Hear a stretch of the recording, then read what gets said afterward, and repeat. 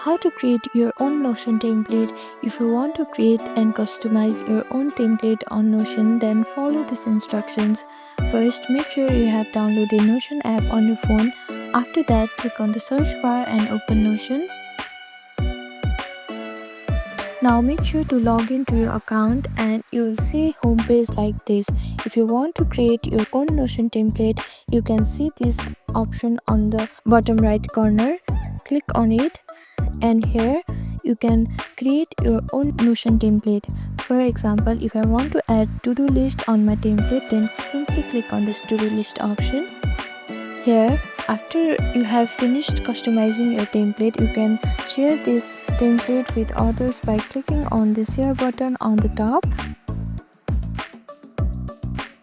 And after you are satisfied with your template, you can simply click on this done option to save this template.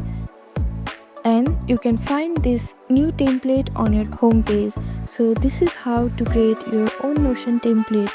Thank you for watching this video. Please do not forget to like, share and subscribe to our channel and comment down below if you have any other queries. Thank you.